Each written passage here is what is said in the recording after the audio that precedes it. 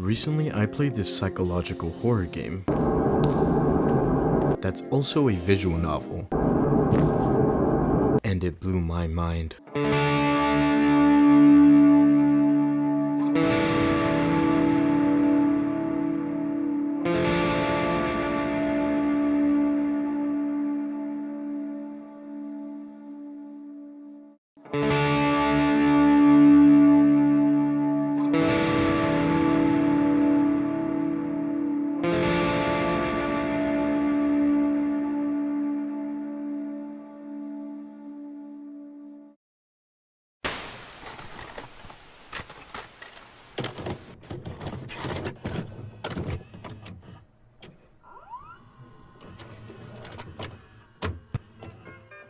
Milk Inside a Milk Bag is a psychological visual novel created by Nikita Krakow. I can't really say that name, I'm sorry, but it dropped in August of 2020, and on the surface, it looks simple, even kind of rough around the edges. But once you actually sit with it, you realize it's anything but simple. Then the sequel came out, Milk Outside a Bag of Milk, Outside a Bag of Milk. Yeah, that's a fucking tongue twister.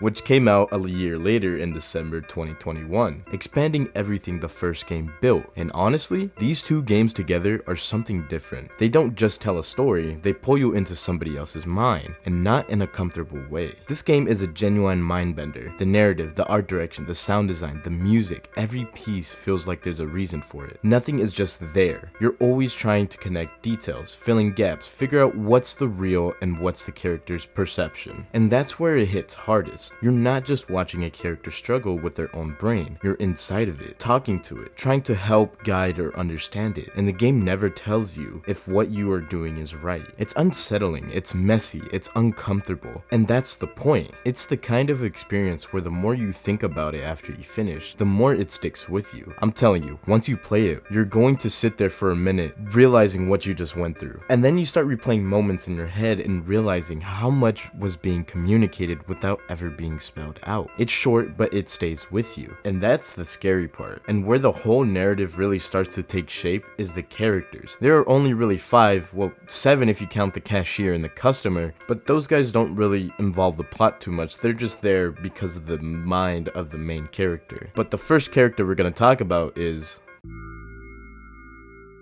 the main character, which people either call her Girl or Milk-chan, but I'm just gonna give her a different name. I'm gonna call her Mira. She's the whole reason the story hits the way it does. She's not just a character you control. She's the perspective you're trapped inside. Mira is maybe 24. The creator once said she's 24, but we're still not sure. She is Russian, slim, short hair, and has these red eyes that never blink quite right. But the physical description doesn't really matter. What matters is the way she sees the world, because it is not a world we see. Everything to her is filtered through anxiety, trauma, and hallucination. And in this constant internal noise that never shuts off, she's dealing with severe social anxiety, obsessive thinking, and what's very clearly schizophrenia. And the thing about the game is that it doesn't try to explain those conditions or educate you, it throws you directly into them. That's why the first game is literally just about buying milk, something that should be the simplest task in the world, but you're in her head. It's a nightmare. The store, the cashier, other people, everything feels dangerous, confusing, too loud, too close. She's narrating reality in real time, because if she stops talking, she loses control of it. And that voice she's talking to, that's you. Or at least, that's what the game wants you to think. You're not controlling her, you're advising her. You're the inner voice she has created to help her cope with her self-talk, her imaginary support system. And the entire emotional punch of both games comes from the fact that you're not sure whether you're helping her or just pretending to. More on that later though. Her backstory makes everything more harder to sit with. She grew up in a house where love and fear were constantly tangled together. Her father is implied to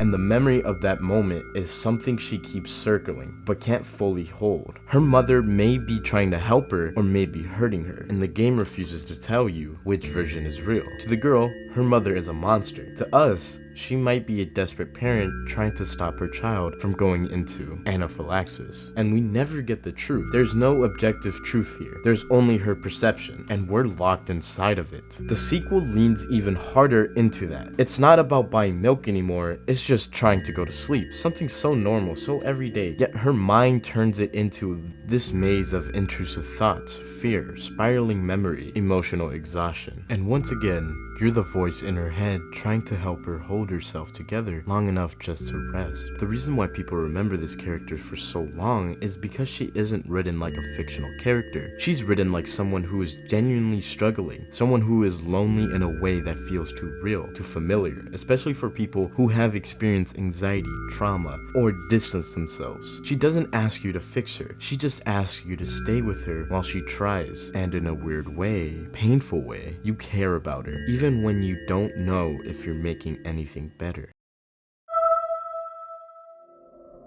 Now let's talk about the mother, who, depending on how you see it, is either the villain of this story or one of the most tragic characters in it. And that's exactly what makes her so difficult to pin down. We never see the mother as she truly is, we only see her through the eyes of Mira. And her eyes are not reliable. To Mira, her mother doesn't even look human. She appears like this mask. Empty eyes, frozen face, no warmth. She's cold, distant, frightening. The way she describes her, it's like something that shouldn't exist in the same room as a child. And the game leans into that. When she appears at the end of the first game, she's almost surreal. But here's where the horror really hits. Everything the mother does, everything the girl interprets as cruelty or abuse, could just as easily be the mother trying to save her daughter's life. The scene in the second game, the one where the mother grabs her, pins her arm, and stabs her with a needle while the girl can barely breathe, the girl calls it a poison claw. She believes her mother is attacking her, but if you step back, if you look into the situation literally, she might be just using an EpiPen because the girl is allergic to milk. She just drank milk. She was foaming at the mouth, she was overheating, her throat was tightening. This is where the story gets painful. The mother might be the only person in this entire world who is genuinely trying to help her, and the girl cannot tell the difference between love and harm anymore. That is why the mother is terrifying, not because she's evil, but because we don't know if she is evil. We only know through the eyes of Mira that she is afraid of her. There is also the weight of the father's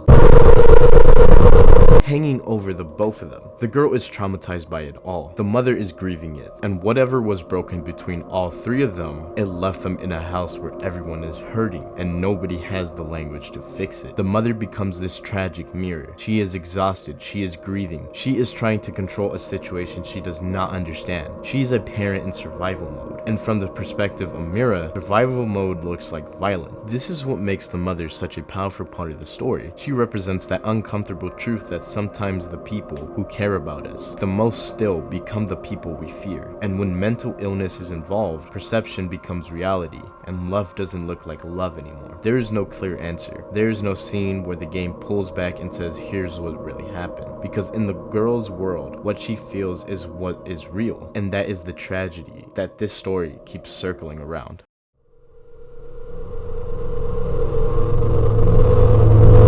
Now we need to talk about the father. The father is one of those characters that never really speaks for himself in the story, but his presence is felt everywhere. And from what we know, things in that household were far from peaceful. There is this sense of constant tension, like everyone is trapped in a space that's too small emotionally and physically. There's this moment that really defines him. One day he shows up at school and decides that his daughter won't be going anymore. Not like transferring her or homeschooling her, just done. He thought the school was beneath her, or maybe he was projecting something of his own onto her. Either way, she didn't want that. She was screaming, clawing to stay, and that's such a powerful image. A child fighting to stay in that one place that might have given her some stability, and that parent ripping her away from it. And on the way home, they stop for milk, just like that. Mundane, casual, nothing special. But as we learn, that milk becomes tied to trauma, to sickness, to force, to control. Nothing in this story is ever just what it looks like. And then there's his death.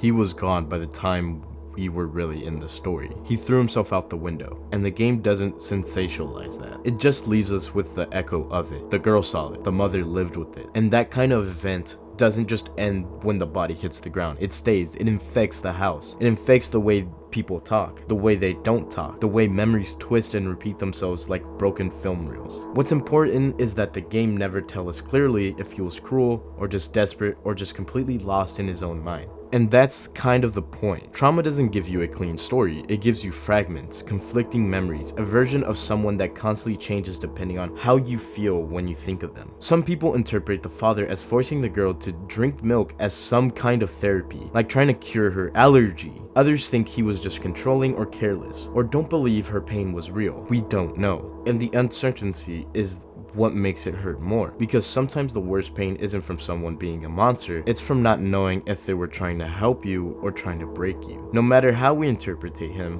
one thing is consistent: his death shadows the girl's world, and she's been trying to pick up the pieces ever since. And that's what this game does so well. It doesn't give you answers, it gives you memories, scars, feelings, and it asks you to sit with them. Now let's talk about Tresca. Tresca only shows up in one of the endings of Milk Outside a Bag of Milk, and even then, he's not to be taken literally. He's just this boy Myra meet in a dreamlike version of the same street we've seen before. But what makes him interesting is that instead of the girl being the one who can't handle simple tasks, he's the one struggling. He can't even buy milk without getting overwhelmed, embarrassed, and judged by everyone around him. And the girl is the one guiding him through it. It flips the perspective. It's like the game is showing us a reflection of her. Tresca might not be a real person at all, but a projection of her own experiences. All the times she felt stupid, all the times she froze, all the times the world made her feel like a problem. The moment where they walk out the store and Silence says everything, he tells her she didn't want to help him, and that hits hard because it mirrors how she sees herself. Someone who can't help, someone who fails when she tries. Tresca is small in terms of screen time, but he represents something heavy. He's the part of her that still hurts, the part that remembers. Now, let's talk about the voice, probably the most unique character in the entire series. Except calling it a character isn't exactly right, because it's not reality separate from the girl. It's a part of her mind, brought to life by her medication, her anxiety, and the way the game puts you in her head. But it acts like a person. It talks to her, guides her, gives her reassurance when she can't do the simplest things on her own. And in the first game, you are that voice. The voice is still there for little things, helping her figure out how to walk down the street without getting overwhelmed, how to ask for milk without freezing up, how to navigate the cashier at the store. It's patient, calm, and persistent. It doesn't judge her, at least that's how it's supposed to feel. But the player has a choice. You can help her, or you can be cruel. And that choice changes how she experiences her mind, how she experiences you. By the second game, the voice shift roles. It's no longer about buying milk, it's about sleep, about calm, about helping her organize her thoughts. She imagines her scattered, half-formed thoughts as fireflies on the ceiling. And that is also heartbreaking, because it shows how fragile her mental state really is. Without the voice, without medication that brings it back, she's alone with her fears, her memories, and the strange visions that haunt her. The voice represents stability, guidance, and the hope that someone, even if it's only part of herself, is looking out for her. But it's also a reminder that her sense of control is temporary. It only exists when she takes her medication, and the game makes that tension feel real. You're not just guiding her through a store, you're guiding her through her mind. In the end,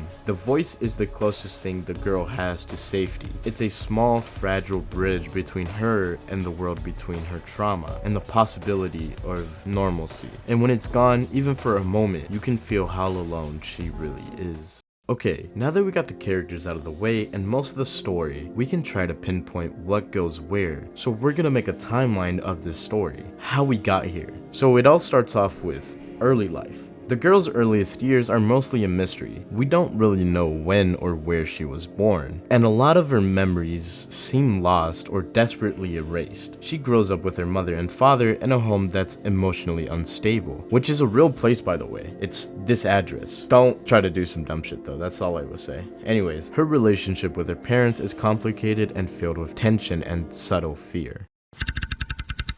School years. At some point, the girl attends school, possibly a boarding school or even a psychiatric institution. She performs well, likes the structure, and seems to find comfort in small routines, but that stability doesn't last. Like I said earlier, one day her father shows up and decides she's too old for school, or maybe she's just doing well, way too well. She resists violently, scratching and screaming, but he drags her out. On the way home, he buys milk, the same milk that will later symbolize fear, control, and trauma. When they get home, dinner is served by her mother, and the world feels small for her and suffocating. Her backpack sits untouched in her room, a silent reminder of everything she lost since that day. It's also important to note here that this is possibly around the time her father was trying to give her oral immunotherapy treatment because she is allergic to milk, and this could explain why there are so many milk cartons next to her sink. The treatment itself aligns with the family's complicated dynamic. The mother's method is prevent her from drinking milk milk altogether, while the father's method may have been more direct, trying to make her immune. Whether intentional or not, this contributes to the girl's deep anxiety and mistrust.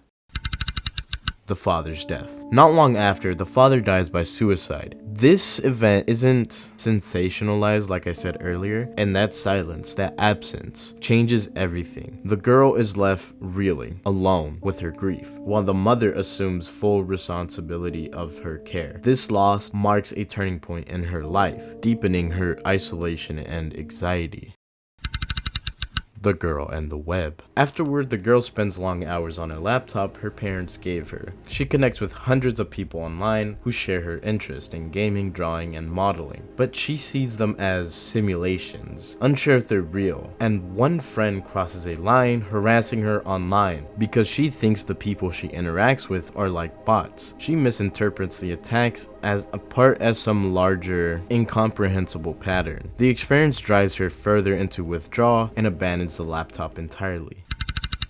Milk inside a bag of milk. The first game begins when the girl finally steps outside her apartment to buy milk. She hasn't been out in so long that she rehearses what she'll say. Guided by the voice, every step, every action is a challenge. She navigates the sidewalk, fears obstacles, and confronts a customer obsessed with the letter O, demonstrating her intense phobia. At the store, the cashier takes an absurd amount of time processing her payment, and she experiences fear and guilt with every interaction. The voice is patient, guiding her, but you, as the player, can choose how helpful or mean it is. Through these small decisions, the game explores her struggle with agency, anxiety, and the need for support. After finally buying the milk, she opens up to the reader, explaining her medications, her mental health, and the trauma of the father's suicide. She imagines herself as a visual novel character to keep herself calm, providing how her mind seeks control in tiny symbolic ways. She returns home to her mother and goes to bed, her world both slightly more manageable and still fragile. Milk outside a bag of milk.